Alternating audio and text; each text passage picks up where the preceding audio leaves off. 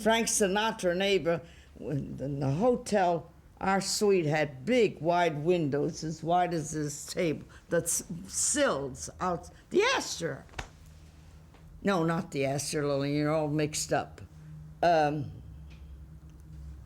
Central Park South. Oh, God. Well, it'll come. I thought he was going to throw her off of that windowsill. It was summertime. The windows were all up. Don't tell me the stories I can tell you, darling.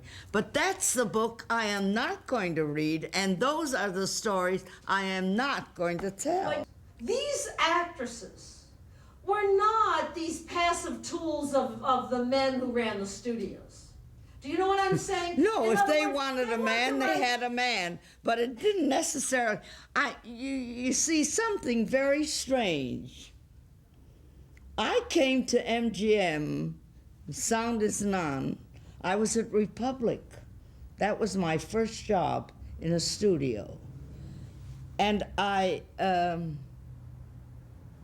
big man, I didn't know the name at the moment. I found out. She told me. In fact, she was married and had a child and had no talent. But Mr. Mayer, that was the girl of the moment, not a star. He saw that test. Now, she was never put under contract at MGM. And who is this now? You've lost me. It was Mr. Mayer's girl. Oh, okay. That's how I came to MGM. I got you. Over that test. But so you can't tell me about, what went on with people. When Joan Crawford had an affair with Clark Gable, that was not the studio's doing.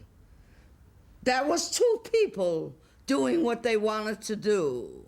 And she wasn't controlled by the studio. Well, nobody could make her.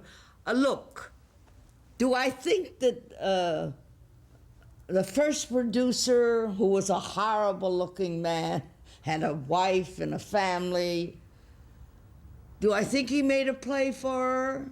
Yes. Do I think she may have gone to bed with him? Probably. But when they became anything of... They chose what they wanted to do. Garbo didn't go to bed with Gilbert or anybody else. She never went to bed with Clarence Brown. Clarence Brown directed everything. No, you see, don't misunderstand me. That they might have been bothered when I told you that there was an executive producer who wanted that young girl. That same executive producer wanted me to come to dinner to his home. And I went up to his office and said to him, if I go to dinner at your house and you make a pass at me, because I was rather attractive, I said, I will never be able to come to this office and discuss anything with you. That's as simple. Now. But you had something very special that they I wanted. know, dear. And let me say that if Joan Crawford, darling, went to bed with Beak Nose, as we called him, I wouldn't say no. And I wouldn't say he didn't make a pass, and I wouldn't say Eddie Mannix didn't try to make a pass, and I wouldn't say it. I am only saying that, as you say, when they became anything of any importance, not big stars, but of any importance, it was up to them. And say what you said to me before about Joan Crawford's relationship with the camera. Remember when you said she could be the biggest bitch in the world, but when she went in front of the camera... She gave That machine she gave everything to. She had an affair with that machine.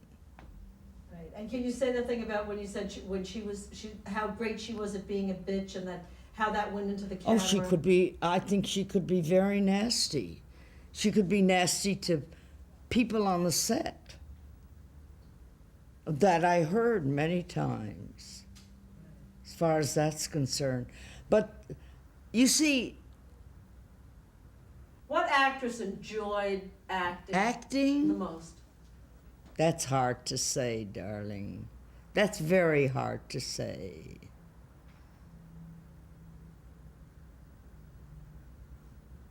You see, Ava at times gave a great deal. I think that enjoyment, I think Bette Davis lived to act.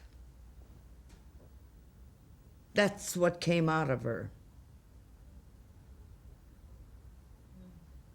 I don't think Irene Dunne lived to act.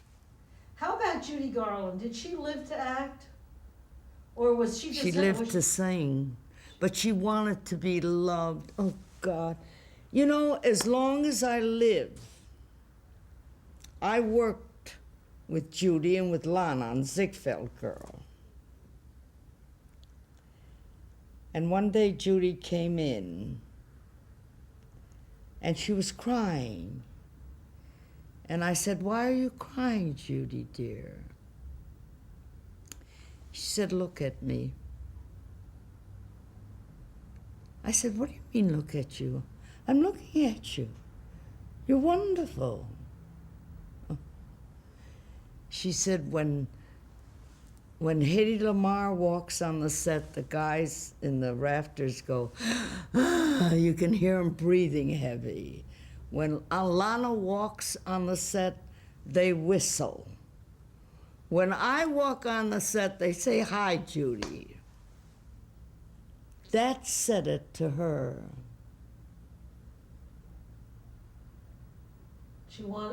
Was that, you think that's also true of Mickey? You think he wanted that love too? Oh, no question. And like when Clark Gable walked on the set, he just felt...